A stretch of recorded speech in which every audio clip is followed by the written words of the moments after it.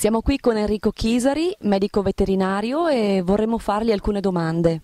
Enrico, innanzitutto, la prima domanda è questa: quando consideriamo gli altri animali,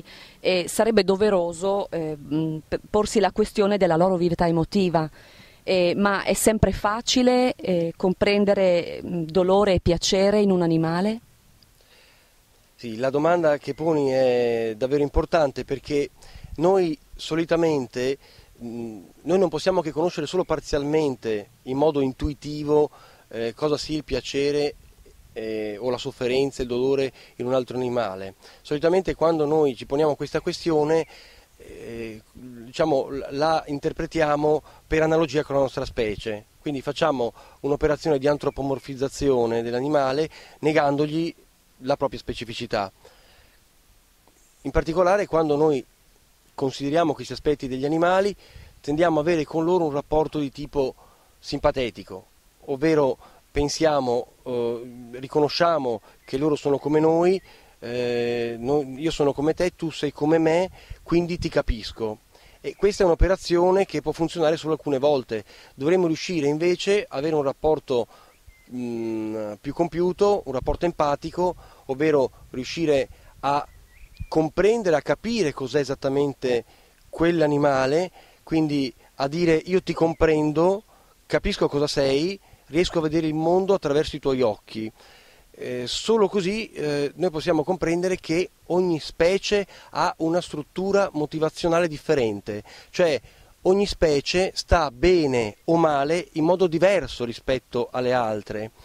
e questo è essenziale. Facciamo alcuni esempi pratici. Ad esempio, noi siamo una specie sociale, ci piace stare in compagnia, ma abbiamo anche bisogno di stare in solitudine. Il cane invece è una specie di branco, una specie gregaria come la pecora, quindi il cane ha un'identità collettiva, il cane ha bisogno di fare percorsi decisionali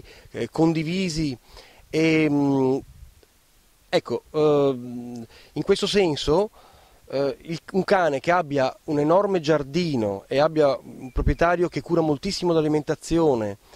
ma che non possa avere una relazione intensa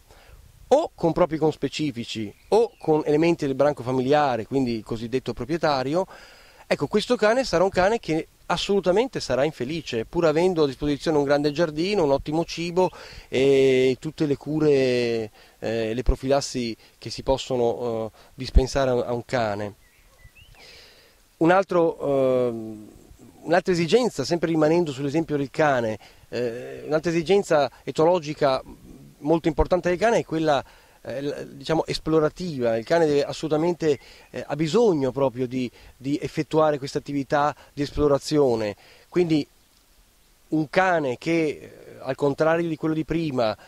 possa vivere felicemente in casa oltre che in giardino e quindi avere una relazione intensa sotto il profilo del rapporto con altri soggetti, ma che non possa mai uscire di casa per andare a infilare il naso nel mondo di odori che per lui costituiscono un aspetto importantissimo della vita emozionale,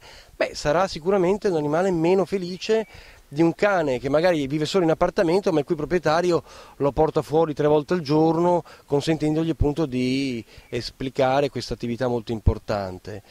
Un erbivoro stretto come la mucca, ecco, noi magari lo vediamo in un pascolo alpino che sta per tutto il giorno in 200 metri quadrati di pascolo a mangiare solo erba, e magari qualcuno potrebbe erroneamente pensare che questo animale si sta annoiando a stare lì tutto il giorno a mangiare sempre la stessa cosa. Ecco, questa è un'antropomorfizzazione, è un errore, perché la struttura motivazionale di quell'animale fa sì che quell'animale sia felice così, mangiando solo una cosa e stando sempre lì, perché non ha bisogno di esplorare, non ha bisogno di muoversi se non per cercare altro pascolo. E questo per quanto riguarda il piacere nelle altre specie. Riguardo la sofferenza, il discorso non è molto dissimile. Anche qui noi tendiamo a giudicare per analogia, allora si può incorrere in degli errori di valutazione. Torniamo all'esempio popolare del cane un cane anziano che sta sulla cuccia tutto il giorno a dormire o fingendo di dormire,